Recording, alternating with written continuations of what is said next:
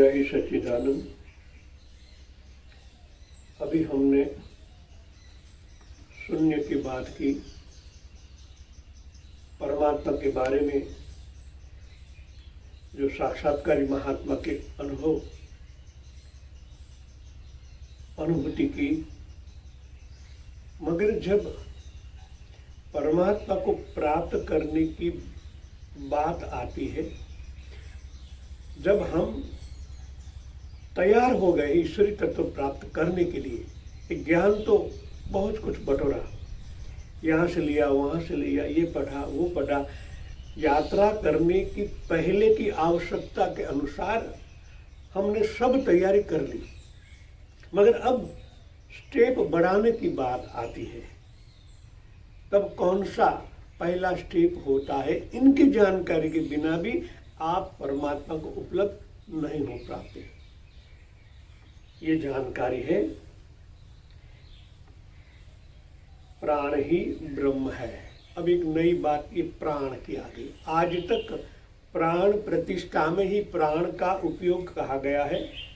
हमने कभी परमात्मा के बाबत में प्राण शब्द का उपयोग किया ही नहीं है, सुना भी नहीं है। आज के जमाने में रामायण भागवत कथा की ही बात होती है, यहाँ कभी प्राण की बात नहीं होती कि प्राण के बिना आप उनमें आगे नहीं बढ़ सकते।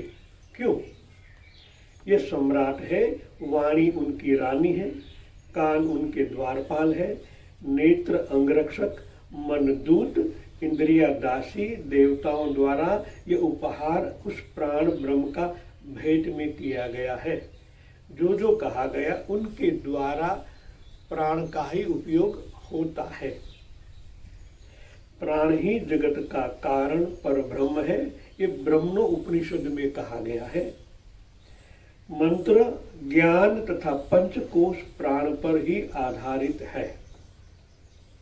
अधिकांश उपनिषदकारों ने प्राण को ही आत्मसत्ता की त्रिपदा शक्ति माना है और उसके अविच्छिन्न कहा गया है। आत्मा को ही ब्रह्म कहा गया है। दोनों की एकता बोधक कितने ही प्रतिपादन मिलते हैं, इन सब में प्राण की बात की गई है। तो हमें उन पर ही ध्यान देना चाहिए कि ये सत्ता क्या है, जहाँ है वहाँ थोड़े दिन ठहर जाए।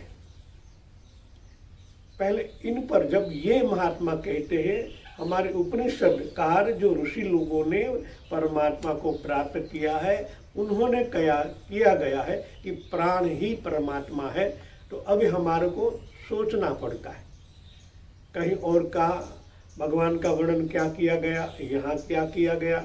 हम तो कृष्ण को नाम सुना है, हमने तो राम जी का नाम सुना है, हमने तो माँ भगवती का नाम सुना है, अब यहाँ प्राण आ गया।